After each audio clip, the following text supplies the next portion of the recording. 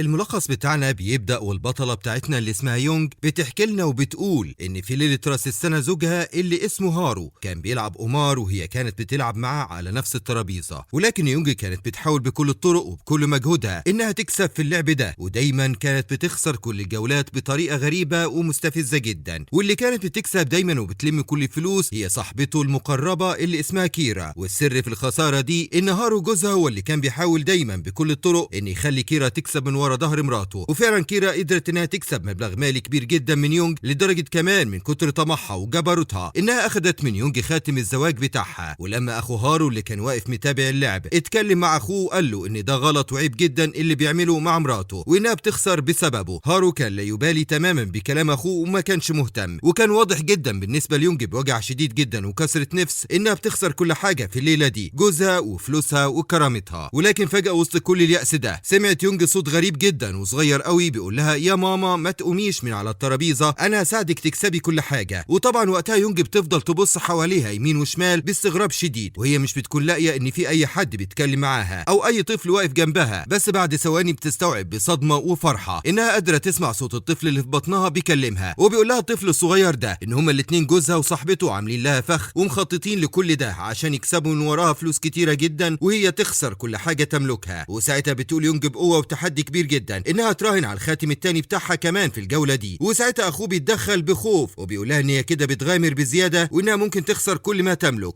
فبتقول له يونج بثقه وغرور ان هي هتفضل قاعده معاهم لحد الاخر ومش هتقوم غير لما اللعب يخلص. وبتبدا الجوله الجديده ما بين الثلاثه، وبيبدا الطفل الصغير ان هو يتكلم مع والدته ويوجهها تلعب ايه، ولكن هي بتعمل عكس تماما اللي هو بيقوله لها، وساعتها بتخسر برضو الجوله دي، وكيرا بتفضل تستفزها بابتسامه صفراء وبتقولها بكل برود ان الخاتم في ايدها هي شكله اجمل بكتير. وساعتها الولد الصغير بيتكلم مع امه بذكاء وبيقول انه فاهم هي عايزه تعمل ايه بالظبط، وانها بتخسر قصدها عشان عايزه تطمعهم زياده في اللعب عشان يقعوا في الفخ. وفعلا ده بيحصل، وبتبدا يونج انها تعلي مستوى الطمع وبتقول لهم بتحدي ان هم ممكن يلعبوا الجوله دي على مليون عمله. وساعتها الاثنين هارو وكيرا عينيهم بتخرج قلوب وبتبان عليهم الفرحه من كتر ما هم شايفين ومتاكدين ان هم كده هيخسروها كل حاجه في الليله دي. وبتبدا الجوله الجديده، واول لما يونج بتشوف اوراقها وبتتفحصها بتكون في واحده شغاله ورا يونج بالظبط وبتغشش كيرا بالاشارات، والولد الصغير بياخد باله وبينبه امه فورا لمكانها، وعشان كده بتطلب يونج بصرامه من الست الشغاله انها تبعد وتقعد عشان هي مش عارفه تركز وتلعب بسبب وقفتها وراها. وطبعا بتكون خلاص الست الشغاله قالت لكيرا على كل حاجه في الورق، وعشان كده بتمشي وتختفي، وكيرا بتكسب المره دي كمان، واخو هارو بيكون خايف جدا على يونج ومرعوب من النتيجه، وبيطلب منها برجاء وتوسل انها توقف لعب وتقوم، بس هي بتقول له باصرار ان هي تكمل اللعب للاخر. وكيرا بتطلب منها بطمع وجشع اكبر انها تكمل لعب بال50% اللي هي يونج بتملكها من اسهم الشركه الكبيره اللي هم كلهم مشتركين فيها. وطبعا حماتها اللي كانت بتتابع بتتدخل بسرعه وبتقول لهم بخوف وزعيق ان هم كده اللعبه بتخرج عن السيطره تماما، وان هم كانوا جايين يتسلوا مش اكتر، وان الشركه دي مستقبلهم. ولكن يونج بتوافق ببرود تام وبتقول لهم ان هم يلعبوا فعلا على 50% بتوعها قصاد ال20% بتوع جوزها هارو. وطبعا كيرا بتطلب من هارو ان هو يوافق ويلعب عليهم، وفعلا بيوافق هارو بتبجح وغرور وبيقول ان هم جايين عشان يهزروا ويقضوا وقت اصلا ومش فارق معاه حاجه. وبيقول هارو لكيرا بهمس في ودنها ان هم لو فازوا الليله دي اسهم الشركه كلها هتكون بتاعتهم للابد. ولما والدته بتتدخل تاني وبتحاول توقف المهزله دي وبتقول لهم بزعيق ان ده مش هينفع ومستحيل يحصل، كيرا بتطلب منها بقله ادب ووقاحه انها تقعد على جنب وتتفرج وتسكت خالص. وبيروح اخو هارو يجيب اوراق الاتفاق والعقود بسرعه عشان خاطر الكلام يكون رسمي وقانوني ومفيش رجوع فيه. وفعلا الثلاثه بيمضوا على العقود قدام الكل، وبتكون يونج واثقه جدا من نفسها ومن خطتها. والطفل الصغير بيقول لها بصوته الصغير ان هو عارف هو بيعمل ايه كويس وانها مش لازم تخاف خالص من النتيجه. وبتبدا الجوله الجديده والمصيريه، وبتكون فعلا يونج بتكسب في البدايه وبتجمع الفلوس، ولكن بيحصل تصرف غير محسوب تماما وحركه غدر وبتخسر الجوله دي. ولكن هما بيكونوا اتفقوا من الاول ان هما يلعبوا من 3 جولات مش جوله واحده، وعشان كده الطفل الصغير بيقول لها ويطمنها ويهديها ان هو فاهم هو بيعمل ايه بالظبط، وان هو بيخليهم يطمعوا زياده ويكسبوا عشان خاطر هو عارف ومتاكد ان ابوه وحبيبته كيرا طماعين جدا لابعد الحدود، وان هو عايز يخليهم يخسروا كل حاجه بالبطيء. وهارو بيتكلم بغرور وتعالي وبيقول ليونج ان هو كده كده بعد ما هي تولد اكيد مش هتقدر انها تكون في الشركه تديرها وتتابع الشغل، وان هي الافضل تسيب الاداره لكيرا من دلوقتي. وساعتها بتقول لهم يونج باستهزاء وضحك السخريه ان هم لو بيطمعوا ان هم يمتلكوا كل حاجه بسهوله كده يبقوا بيهزروا وبيحلموا. وساعتها بتقول كيرا بثقه وغرور ان هي واثقه جدا في اللي هم بيعملوه، وبتقول ان هي عندها 15% من حصص الاسهم بتاعه الشركه وهتحطها دلوقتي حالا في الرهان على الترابيزه. يعني دلوقتي هم بيعملوا رهان مرعب ب 50% من اسهم يونج قصاد 35% من هارو وكيرا، يعني الاجمالي 85% من حجم الشركه، وكلهم بيمضوا برضه على العقود الجديده دي. وبتطلب يونج بذكاء من شخص غريب من بره الترابيزه ان هو اللي يجي يفنط الورق عشان تمنع الغش، وفعلا الراجل بيفنط لهم الورق بمهاره وبيوزعه، وبيكون هارو وكيرا شايفين ومتاكدين ان هم الافضل والورق معاهم، ولكن يونج بيكون عندها خطه محكمه في دماغها، وبتفضل تقول بمسكنه مصطنعه ان هي مش معاها ورق يخليها تنزل بيه على الارض. وبيكون هارو وكيرا شايفين ومصدقين ان هي هتخسر، وان هم بيكونوا في البدايه فرحانين جدا ومبسوطين بده، ولكن بعدين بيبداوا يخافوا ويقلقوا لان الطريقه دي غريبه جدا ومريبه، وممكن انها تخسرهم كل حاجه بضربه واحده. ولكن هارو بيكون حاسس ومقتنع ان هي بتخوفهم وبس ومعهاش حاجه، وعشان كده بيقول بغرور وتحدي ان هو عايز يزود في الرهان 12 مليون مره واحده. ويونج بتقول ببرود وثبات انها كمان هتزود وتحط كل الذهب بتاعها والمجوهرات وعربياتها الغاليه جدا على الترابيزه، وبتقول ان هي تلعب عليهم كلهم. وساعتها جوزها هارو بيتعصب، وكمان بيحط عربيته الفخمه وشقتين غاليين جدا عنده في الرهان. وطبعا كيرا مش بتسكت وبتقول ان هي كانت واخده قرض كبير ب5 مليون هتحطه وكمان من ضمن الرهان. وبيكون اخو هارو هيتجنن وبيشد في شعره من كميه الحاجات والمبالغ والاملاك اللي اتحطت على الترابيزه في الوقت ده. ولكن يونج بتفجر لهم مفاجاه تصدم الكل، وبترمي اوراقها على الارض، وبيظهر للجميع انها قدرت تكسب الجوله دي بجداره. وبيكون الحل الوحيد قدام هارو وكيرا ان هم عشان يكملوا اللعب ان هم يزودوا الرهان اكتر واكتر. وساعتها هارو بياخد من كيرا عقد ملكيه البيت كبير عندهم ب 800,000، وبيخلي امه المظلومه تجيب السندات البنكيه اللازمه بتاعتها عشان خاطر يكملوا بيها اللعب. وفعلا بيعملوا كده، وبيكون اخو هارو واقف في صف يونج وبيدعمها وبيقولها برجاء انها لازم توقف لعب وتاخد اللي هي كسبته، بس هي بتطلب منه باصرار انه يقترض فلوس من البنك فورا وان هم يكملوا اللعب ده للاخر. وفعلا بيقترضوا فلوس اكتر بكتير وبيبداوا ان هم يتراهنوا عليها. وساعتها اخوه بيقولها بخوف ورعب ان هي ممكن تخش القائمه السوداء في البنك وتتفضح لو خسرت المبالغ دي، وان وقتها تتسجن رسمي. فبتقول يونج بثقه وابتسامه ان هي مش هتتسجن وان هي عارفه هي بتعمل ايه كويس جدا. وبيكون هارو هيتجنن وبيسال نفسه سره، هي واثقه من نفسها ومن مكسبها كده ليه، ومنين جابت الجرأه دي كلها. وبيبدا توزيع الورق من تاني، والمره دي بيكون الورق بتاع هارو كويس جدا وحظه حلو قوي في السحبه، عشان كده بيراهن ب5 مليون زياده فوق كل اللي فات. وبيقول بتبجح ان هو عايز يعترف لهم بحاجه خطيره، وان الفلوس دي هي اصلا فلوس مختلسه ومسروقه من الشركه في السر. وبيقول بنبره ساخره وضحكه مستفزه ان هو كان ندمان جدا في الاول وهو بياخد حاجه زي دي وبيسرقها، ولكن بقى هي دي الدنيا ولازم يستمتع بيها. وساعه الطفل الصغير بيتكلم مع والدته بحماس وبيقول لها ان ابوه خلاص كده وصل لاعلى مراحل الطمع والغرور والعمى، وان هما دلوقتي لازم ان هما يخلوه يندم اشد الندم على كل اللي عمله. وبيطلب منها تراهن باي حاجه هي عايزاها عشان تكسره. وساعتها يونج بتعمل مكالمه تليفون سريعه وبتطلب من واحده صديقتها انها تبعت لها شويه فلوس كاش فورا عشان هي محتاجاها دلوقتي في اللعب. ولكن بتقول لها صاحبتها بتوتر ان ده صعب شويه ومش هتقدر لان الشركه عندها عليها ديون اصلا وهي مش معاها سيوله. وساعتها بترن عليه والدتها بخوف وبتقول لها ان هي سمعت من الناس انها بتستلف فلوس وقع في مشكله، وان هي تبعت لها دلوقتي حالا 700,000 معاها كاش عشان عايزه تنقذها. وفعلا بتبعت لها المبلغ في وقتها. وبيكون هارو عايز يستفز يونج اكتر وبيقول بضحكه شريره ان هو خلاص شكله هيعلن حاله الطوارئ عليها وهيفلسها. ولكن كل اللي موجودين حرفيا في المكان من الموظفين واللاعبين والناس اللي بتتفرج بيقولوا بصوت عالي ان هم مع يونج قلبا وقالبا وبيدعموها، وبيقولوا ان صاله القمار دي هي من اسوأ الصالات اللي راحوا فيها قبل كده، وان هم كانوا دايما بيضغطوا عليهم ويستغلوهم عشان خاطر الفلوس. وساعتها بتقوم يونج بتقف وبتقول لكل باحترام وامتنان انها بتشكرهم جدا على وقفتهم دي، وان هي تكسب الليله دي وهترجع لهم كلهم حاجتهم اضعاف مضاعفه. وساعتها هارو بيتعصب وبيقولها بتهديد ووعيد ان هي لازم تخاف منه عشان هو دلوقتي مش هيرحمها وهيمحيها. ولكن قبل ما يلعبوا الجوله المصيريه دي والده كيرا بتوصل على المكان وهي بتجري، وبتقول لكيرا بانهيار وصراخ ان هي مستحيل تخليها تكمل اللعب ده لانها كده ممكن تخسر كل حاجه في حياتها، وان هي سمعت مصيبه انها اخذت شريحه قرض من البنك بقيمه 2 مليون وان هما كده ممكن يسجنوا ويضيعوا بسببها. ولكن كيرا بتقول لها بغرور وعمى طمع انها مش لازم تخاف وانها تكسب كل حاجه. وساعتها الولد الصغير بيقول ليونج والدته ان هما كلهم لازم يترعبوا من اللي جاي واللي هيحصل فيهم. وبعدها بنشوف يونج وهارو هما الاثنين بيتكلموا مع بعض بجديه وبيتفقوا بشروط قاسيه جدا انها لو قدرت تكسب الليله دي هي مش عايزه تكمل في العلاقه دي تماما وهتطلق، وان هي تاخد ابنها وتربيه بعيد عنه للابد. وفعلا اخوه بيجيب اتفاقيه الطلاق بسرعه عشان هما الاثنين يوقعوا عليها وينهوا كل حاجه. والولد الصغير بيقول لوالدته بفرحه ان هو دلوقتي فرحان جدا واكتر لحظه مبسوط ومستريح فيها في حياته من قبل ما يتولد حتى. وبعدها هارو بيقول ليونج بتحذير وغضب ان هو لو اكتشف للحظه انها بتغش في اللعب هيخليها تتعاقب اشد عقاب وهياخد منها كل حاجه حتى ابنها. وساعتها بتوافق يونج بكل ثقه ان شخص غريب غيرهم هو اللي يكشف على الورق عشان يتاكد. وساعتها الخدامه هي اللي بتيجي وبتكشف الورق قدام الكل وبتقول لهم بصوت عالي ان الورق سليم 100% ومفيش اي غش، وان الحظ هو الدور الاساسي في اللعب كله. والناس كلها بتبدا تقول لهارو بغضب ان هو بيجادل وبيعمل مشاكل عشان عشان يضيع وقت وخايف يخسر. وساعتها هارو بيقول بتبجح ومكابرة انه مش خايف منها يعني، وبيبداوا لعب. ولكن هما بيلعبوا بيلاقي هارو بصدمة ان يونج بدأت تكسب وتجمع كل ورق والفلوس، وعشان كده وشه بيجيب الوان وبيقول لها بمسكنة كدابة وبصوت ضعيف ان هو كان غلطان في حقها، وان هو عايز يرجع ماضيهم وحبهم زي زمان وننسى كل اللي فات، وان كيرا دي مش هتفيده في حاجة ومجرد نزوة. ولما بتقول له كيرا بصدمة وذهول انت ازاي تقول كده وتبيعني بالسهولة دي، بيقول لها هارو بغضب تسكت خالص دلوقتي وتخرس. بس يونج بتقول لهم ببرود وقسوة ان هي قررت خلاص انها مش هتكمل معاه مهما حصل. فبيقول لها هارو بدموع كدابة انه شايف انها قاسية جدا ومفترية، وبينزل على ركبته قدام كل الناس عشان يعتذر ويترجاها. وبيقول لها هو بيبكي انه بيحبها وما يقدرش يعيش من غيرها، بس هي بتبص له باحتقار وبتقول له بجمود ان هي خلاص مش بتحبه وان هي مش شايفاه زوج اصلا، وبتزقه بقوة على الارض وبتقول له بصرامة ان هي عايزاه يفهم ويستوعب ان هي خلاص هتقدر تكسب كل حاجة في الليلة دي وتدمره. فبيقول لها هارو بكذب ويأس انه كان بيحاول طول الوقت ان هو يخليها تكسب قصادهم عشان مش عايزها تخسر كل حاجة، بس هو خلاص واثق انها خسرت وبيحاول يقلب الترابيزة. وساعتها يونج بتنزل اوراقها الحقيقية على الترابيزة وبتثبت لهم العكس دلوقتي وبتكشف كل حاجة. وكده بنعرف كلنا ان كيرا اصلا بتكذب من البداية وان هي مش معاها الاوراق اللي تكسبها زي ما كانت بتقول وبتدعي. وساعتها والدة كيرا بتفضل تندب وتلطم على وشها على ان هي وافقت بنتها على حاجة زي دي من الاول، وبتقول بانهيار ان هي كانت واثقة وحاسة ان هي بنتها تخسر كل حاجة. وساعتها هارو بيقوم يتخانق مع كيرا بشراسة وبيقول لها بغضب وجنون ان هي ازاي تخسر حاجة زي دي وتورطه، وان هم دلوقتي خسروا املاك وحاجات قيمتها اكتر من 100 مليون وبيكونوا وقعوا في بعض زي الفيران وبيشتموا وبيهينوا بعض قصاد الكل، والناس بتتفرج عليهم. ويونج بتبص لهم بابتسامة نصر. وبعدها يونج بتلاحظ ان في تفكك كبير حصل بين هارو وكيرا، وعشان كده بتقول لهم ان هي لسه عندها لعبة كمان تلعبها معاهم ومحتاجة منهم قرار نهائي هيكملوا لعب ولا لا. ولكن هارو بيفضل ساكت والكل بيكون مستني رده، لدرجة ان اخوه بيطلب منه يبطل صمته ويتكلم. وساعتها يونج بتهدده انها ممكن تكشف ورقها دلوقتي وتكسب كل الجولات. ولما هارو بيفضل مصدوم وبتيجي تكشف الورق بس بيمنحها وهو مرعوب، وبيقول لها ان ده هيرجعه اللي قبل الصفر وهيرميه من فوق جبل، وبيترجاها تفكر وتديله فرصة لان هو ابو الطفل اللي في بطنها. بس الطفل بيكلم امه وبيقول لها انه مش عايز اب طماع بالشكل ده، فبتسحب ايدها بقسوة وبترمي اخر اوراقها وتعلن فوزها وتقول لهم انهم خسروا كل حاجة بسبب طمعهم. ووالدته المنهارة بتفكره انها حذرته كتير يبطل اللي بيعمله، لكنه بيتعصب عليها وبيقول لها انها عمرها ما عرفت تلعب عشان تنصحه. وحماتها بتروح ليونج بدموع وبتقول لها انها بتعتبرها زي بنتها، بس اخو هارو بيتدخل وبيقول لوالدته تسكت وما تدافعش عنه لانه شخص مش كويس. ويونج بتقول بحزن انها فعلا حبتهم بس جوزها الجشع خسر كل حاجة. ساعتها هارو بيحاول ياخد الفلوس من على الترابيزة ويمشي، بس الناس في الصالة بيتعصبوا وبيمنعوه لان ليهم فلوس في رقبته. وهارو بيهددهم انه هيسجنهم لان الرهان غير قانوني، بس يونج بترد ببرود ان هم ممكن يكلموا الشرطة، وبتفكروا ان هم كمان حاطين رهانات وان اخوه محامي شاطر وهيقدر يخرجها هي والناس، وهارو الوحيد اللي هيلبس القضية لان المكان مرخص لحاجات تانية غير القمار. ولما كيرا بتشوف الاوراق وتتاكد من كلامها وتترعب لان هم يتحملوا العواقب، اخو هارو بينصحه يستسلم، وهارو بيعترف بالهزيمة بغل بس بيتوعد يرجع لها اقوى ويكسبها. وبتمشي يونج بتوعد الموجودين تديهم حقوقهم اضعاف اللي خسروه. بعدين بتروح بيت اهلها مع اخو جوزها اللي بتعتبره زي اخوها، وبيقول لاهلها بفخر ازاي كسبت اخوه الطماع، وابوها بيكون فخور بيها جدا. ويونج بتفاجئهم انها مش هتاخد الفلوس لنفسها، ولما ابوها بيعترض بتقول له ان فلوس القمار الحرام عمرها ما بتجيب سعاده، وانها تسدد ديون الناس وتوزع الباقي على العائلات المحتاجه وتاسس جمعيه خيريه. وساعتها عائلتها كلهم بيدعموها بحب، وحتى الطفل اللي في بطنها بيقول لها بصوت كله فخر انه معاها. تاني يوم الصبح في مجلس اجتماعات الشركه بتعلن بثقه ان 85% من اسهم الشركاء القدام بقت معاها رسميا، والباقي مع شريك اجنبي. وواحد من المديرين بيعبروا عن استيائهم من غباء هارو ان هم كانوا عايزين يطردوه من بدري، لكن فجاه بيدخل موظف وبيطلب من يونج تفتح الاخبار، وبيكتشفوا اشاعات كاذبه نزلت اسهم الشركه في الارض بسبب هجوم هاكرز على نظامهم. واخو هارو بياكد ان ده شغل اخوه وبيطلب من فريق الالكترونيات يحلوا المشكله فورا. وساعتها باب الاوضه بيتفتح وبيدخل هارو بابتسامه شماته وبيقول لهم بثقه انه ضغطه واحده منه دمرتهم، واخوه بيبص له باحتقار وبيوصفه بالخاين. وهارو بيتبجح ان الخيانه الحقيقيه هي خيانه اخوه ليه. ساعتها يونج بتطرده بصرامه بره الشركه، بس كيرا بتدخل وراه ببرود وبتقول ان هم جايين يساعدوهم في الكارثه دي. ورؤساء مجلس الاداره بيرفضوا مساعدتهم وبياكدوا ان هم يصلحوا الوضع لان الناس مش بتصدق كل حاجه على النت. لكن هارو بيتباهى بجيش الهاكرز بتاعه اللي بيتحكم في الاسهم، بيشترط يرجعوا له اسهمه ويخلي يونج تعتذر له على ركابها قدام الكل عشان يرجع الاسهم لطبيعتها. لكن اخوه الاصيل بيرفض بشده، وهارو بيستفزهم وبيقول انه اختلس اموال كبيره من الشركه وهيدمرها قريب. لكن الولد الصغير بيكلم امه بيقول لها ان والده ما تعلمش الدرس والطمع عمي ولازم يرجعوه لساحه اللعب عشان يخسر الباقي من حياته. وساعتها يونج بتغامر وتتحدى هارو في لعبه اخيره، وهارو بيتصدم وبيقول لها انها مجنونه لانها كسبت كل حاجه، وبيكشف لها بابتسامه خبيثه انه مش هو اللي هيلعب معاها. وبيدخل راجل مرعب اسمه وانج يونج، وده بيكون مالك كازينو مشهور وملقب بسيد النمر، وعمره ما خسر رهان. وانج بيقول انه سمع عن مهارة يونج وجاي يلعبها بنفسه. وساعتها رئيس المجلس الإدارة بيسأل يونج بخوفه، هي بتطمنه انها مستحيل تخلي الشركة تفلس ولازم تخسر الناس دي كل حاجة عشان يتربوا، لكن وانج بيتكبر عليها، وهارو بيهددها ان دي هتكون نهايتها. وبيكون رؤساء مجلس الإدارة بيترعبوا من وانج وعصابة المافيا، ورئيس المجلس العجوز بيعرض يساعدها بخطة سرية. بالليل يونج بتروح مع اخو هارو لساحة قمار كبيرة، وهناك بتلاقي جاك اخطر غشاش قمار في العالم محدش بيقدر يكشفه، ويونج جايه تتعلم منه وبتشوفه بيكسب الكل وبيطرد اي حد يتهمه بالغش. وبتدخل يونج بكل ثقة على ترابيزة جاك وبتقول له انها جايه تلعب مع ملك اللعبة، والطفل بيفكر امه بخوف ان جاك ثعلب مكار ولازم تراقبه في البداية عشان تكشفه، لكن يونج بتمدح جاك وبتطلب تلعب معاه وبيوافق بغرور، وبيفكرها ان الرهان بيبدأ من $1,000,000. ويونج بتبتسم وبتطلع فيزا جولد فيها $10,000,000، والكل بيشهق من الصدمة. وبيكون اخو هارو مرعوب لان ده كل اللي معاهم، بس هي بتطمنه بهمس ان معاها خطة. وجاك المسؤول بيتأكد من الموظفة ان الفيزا فيها 10 مليون، وكبراءه بيخليه ينزل ب10 مليون كمان، واللعب بيبقى على 20 مليون بعد انسحاب باقي اللعيبة. وجاك بيتوتر بعد ما يونج بتكسب من اول 3 دقايق، وبيقرر يلعب جولة تانية لتعويض خسارته، ويونج بتوافق وبتراهن بال10 مليون اللي كسبتهم. وساعتها جاك بيدي اشارة خبيثة للموظفة عشان توزع له ورق يكسبه، وفعلا جاك بيمسك ورق ممتاز بيبقى واثق من الفوز، بس يونج بذكاء بتعدل الرهان وتخش بال20 مليون كلهم، وعشان كده جاك بيضطر يحط قدهم، واللعب بيبقى على 40 مليون. وجاك بينزل اوراقه القويه، بس يونج بتبتسم وبترمي ورق اقوى وبتكسبه تاني. وساعتها الموظفه بتتجنن وتقول لجاك ان البنت دي خبيره وهتخسره من الكازينو، بس جاك بيعاند وبيقرر يكمل الجوله الثالثه. واول ما بتبدا الطفل بينبه امه ان جاك هيغش بوقاحه دلوقتي، وبيقول لها خطه سحريه تكسبه بيها. وساعتها يونج بتكمل لعبه وتراهن بال40 مليون، وجاك بيحط قدهم، والرهان بيوصل ل 80 مليون. وجاك بيرمي اوراقه بكل ثقه بعد ما غش، بس الموظفه بتشهق برعب لما بتلاقي الورق اتبدل وبقى خسران. والطفل بيقول لامه انه استخدم قوته الخارقه وخلى جاك يتخيل ورق كسبان وهو مش معاه. وساعتها جاك بيتجنن ويتهم يونج بالغش، بس اللعيبه بيدافعوا عنها لان الكازينو بتاعه ومفيش دليل. فبيقوم جاك وبيهدد بكاميرات المراقبه الدقيقه اللي هتكشفها، بس يونج بتوافق بثقه تفحص الكاميرات. واخو هارو بيسالها برعب هيخرجوا ازاي، فبيطمنوا انهم هيخرجوا معاهم ال80 مليون. وجاك بيحذرها من غرامه الغش اللي قيمتها $400 مليون.